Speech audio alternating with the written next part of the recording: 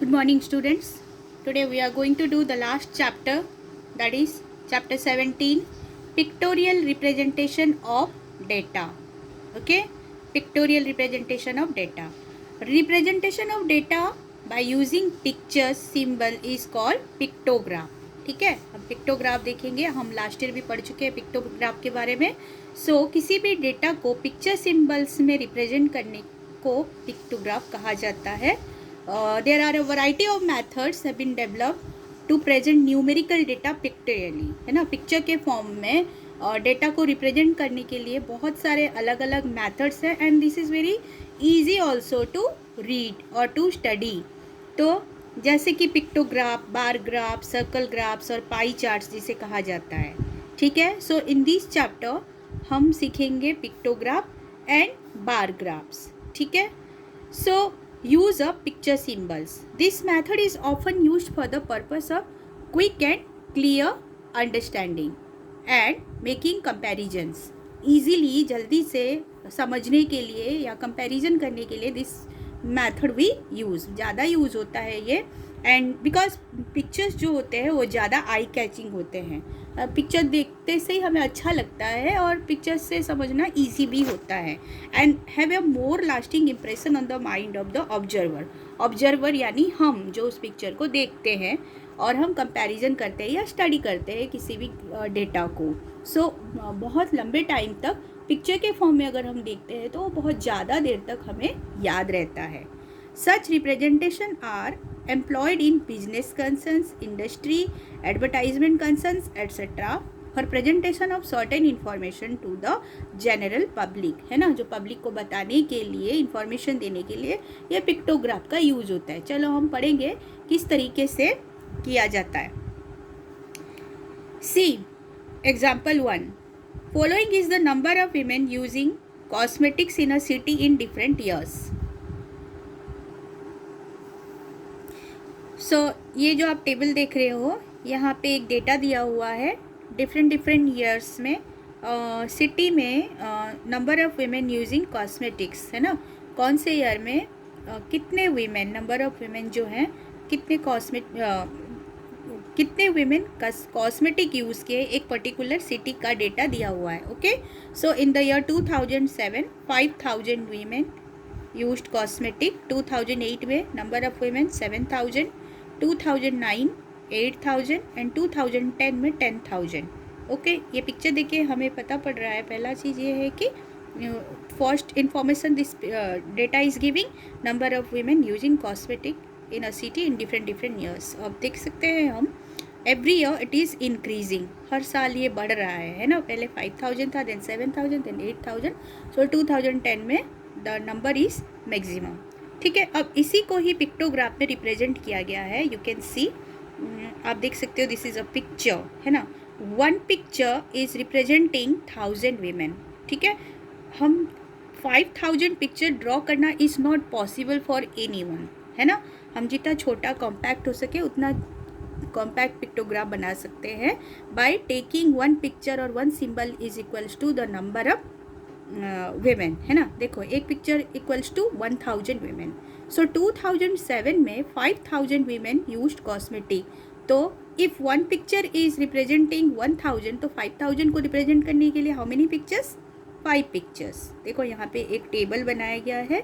एक तरफ ईयर्स लिखा है, ईयर्स का कॉलम है, और दूसरी तरफ number of women using cosmetic in a city. इस पर्टिकुलर एरिया पे we have to draw the picture और सिंबल. सो 2007 में 5,000, 1,000 equals to 1 picture, 5,000 equals to 5 picture, 1 2 3 4 5. तो यहाँ देखकर इजीली बोल सकते हैं कि 5,000 वीमेन यूज्ड 2000 इन 2007. 2008 में 1 2 3 4 5 6 7, है ना. 7 पिक्चर्स, दैट मीन्स 7,000 वीमेन. 2009 में 8 pictures, that means 8,000 women. And 2010 में 10 पिक्चर्स, दैट मीन्स 10,000 वीमेन. तो इस पिक्चर को देख के इजीली कोई भी बता सकता है कि what the picture is, what kind of information this picture is giving us. ठीक है. सो पिक्चर देखते से ही हमें इजीली समझ में आ जाना चाहिए. ज़रूरी नहीं है कि जितना नंबर है हमें उतना ही लेना है ना. हमें वन पिक्चर को वन पिक्चर रिप्रेजेंट करना चाहिए, जितना ज़्यादा हो सके उतना, ताकि वो इजीली आप उसे ड्रॉ कर सको। ठीक है।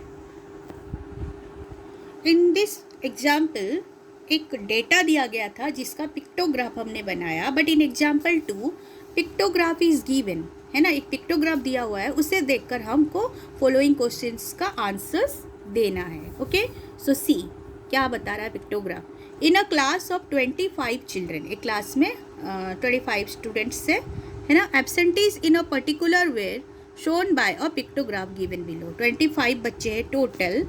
पिक्टोग्राफ में बताया गया है कि मंडे टू सैटरडे एक वीक में जितने एब्सेंटीज है उन एब्सेंटीज का नंबर बताया गया है। ठीक है। सो ऑन मंडे, देखो यहाँ पहले मैं बता दूँ, आपको देखना है कि one picture representing how many child, one picture is representing one child. So Monday में 3 pictures are there, means how many students were absent? 3 students. Tuesday 5 students. Wednesday no students were absent, that means all 25 children were present. Thursday 1 2 3 4 5 6 7 8 9, 9 were absent. Friday 1 2 3 4 5 6 7 8 9 10 11 12 were absent. Saturday में 1 2 3 4 5 6 7 8 9, ठीक है, 9 were absent on Saturday. अब हमें इस question का answer देना है। Read the question carefully. How many children were absent on Wednesday? तो क्या आंसर आएगा? नो वन, है ना, नो स्टूडेंट्स, बिकॉज पूरा खाली है ये। So all were present. How many children were present on Tuesday? Tuesday में कितने बच्चे प्रेजेंट थे? It's not asking about absent. आप देखो ट्यूसडे में कितने बच्चे एब्सेंट है? 1 2 3 4 5। अगर 5 आर एब्सेंट तो how many were present? Total student 25. 25 minus 5 equals to 20 children were present on Tuesday. On which day the absentees were maximum? सबसे ज़्यादा कौन से डे पे absentees, बहुत ज़्यादा बच्चे absent थे? That is on Friday. तो ये पिक्चर देख के ईजिली पूरा क्लियर व्यू एक डेटा का पता पड़ जाता है। ठीक है। सो this is one kind of representation of data, that is pictograph. और एक तरह का होता है दैट इज बार ग्राफ। ठीक है, बार ग्राफ रेक्टेंगल से रिप्रेजेंट करना, है ना, एक डेटा को, उसे कहा जाता है बार ग्राफ्स। चाहे वो हॉरिजेंटल लाइन हो, चाहे वो वर्टिकल हो। ठीक है। A pictorial representation of the numeral data by a number of bars और rectangles of uniform width erected horizontally or vertically with equal spacing between them are known as bar graph. Same width के equal spacing होनी चाहिए bars का representation से, जिससे हम data represent करते हैं, that is known as bar graph. ठीक है। आप इस पिक्चर में देख सकते हो, ये देखो यहाँ पे bar graph, this is horizontal bar graph, और ये है वर्टिकल बार ग्राफ। ठीक है बच्चों, horizontal bar graph and this is vertical bar graph. आप देखो इक्वल स्पेसिंग है, आप ऐसे, ये होता है ग्राफ पेपर, और स्पेसिंग देखो, ये 2 कॉलम छोड़ के एक बार ग्राफ बनाया गया है, all are of same length, यहाँ 1 का गैप है।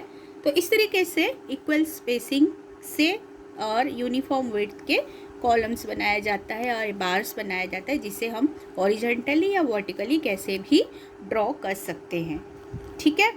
अब मैं आपको एक एग्जाम्पल देके बताऊंगी हॉरिजॉन्टल बार ग्राफ। देखो यहाँ पे एक टेबल दिया हुआ है। The following table shows the data related to the number of students of class 4th passed in each subject, है ना। ईच सब्जेक्ट में एक क्लास 4th के कितने कितने बच्चे पास हुए हैं, और यहाँ पे दिया है सब्जेक्ट्स ऊपर वाले कॉलम में, ऊपर वाले रो में, and next is number of students. In maths 50 students passed, science 90 students passed, social science 70 students, Hindi 80, English 60। अब इसी इंफॉर्मेशन को ही यहाँ बार ग्राफ में बनाया गया, and this is a horizontal bar graph. यहाँ पे 2 एक्सिस बनाया गया है।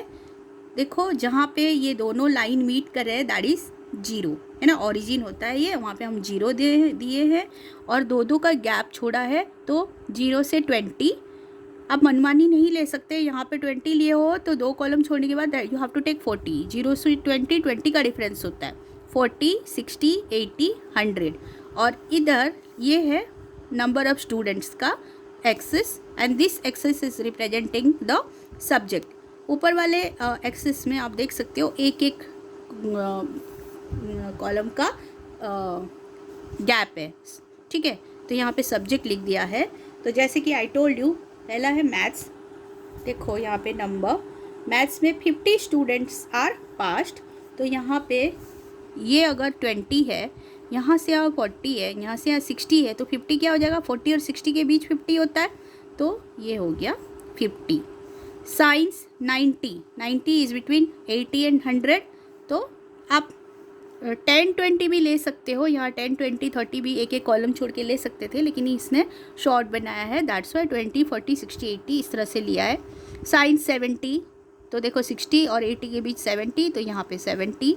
हिंदी 80, यहाँ पे आ गया 80 वाले कॉलम पे। इंग्लिश 60, तो this is in 60s column.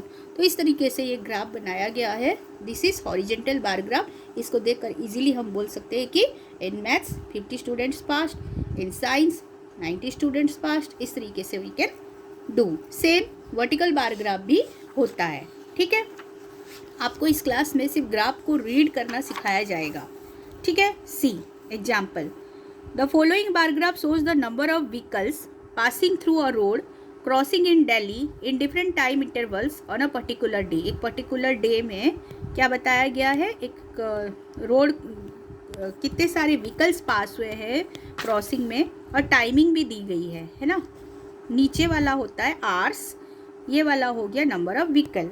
इस बार ग्राफ को देखकर हम बता सकते हैं कि ये क्या रिप्रेजेंट करता है। बार ग्राफ का जो टाइटल है यहाँ लिखा गया होगा, बार graph showing the number of vehicles passing through a particular road crossing of Delhi in different time interval. This is the title जो इन्फॉर्मेशन हमें देना चाहता है ये ग्राफ। ये कौन सा ग्राफ है, वर्टिकल बार ग्राफ, ठीक है बच्चों। अब देखो पहला कॉलम इज 8 to 9, 8 से लेकर 9 बजे तक के बीच कितने व्हीकल्स क्रॉस हुए हैं, 300। 9 to 10 400, 10 to 11 250 vehicles, 11 to 12 250, 12 to 13, 13 मतलब क्या हुआ 1 है ना, आफ्टरनून का 1 PM 150, 30 to 14 that means 1 PM to 2 PM 100 vehicles, 2 PM to 3 PM 200, 3 to 4 325 and then 4 to 5 इज 375 व्हीकल्स। अब आपको ये देख के ये क्वेश्चंस को आंसर करना है। What does the bar graph represent, ये this title is given, this bar graph is representing the number of vehicles passing through a particular road crossing of Delhi in different time interval। ये पूरा आपको copy करके लिख देना है, no issue. When is the traffic maximum, सबसे ज़्यादा traffic कब है, देखो कब है 400, 9 AM to 10 AM, ठीक है। या फिर आप लिख सकते हो 9 and 10 hours the traffic is maximum। When is the traffic minimum, सबसे कम कब है, देखो 100, that is 13 to 14, that means 1 PM to 2 PM।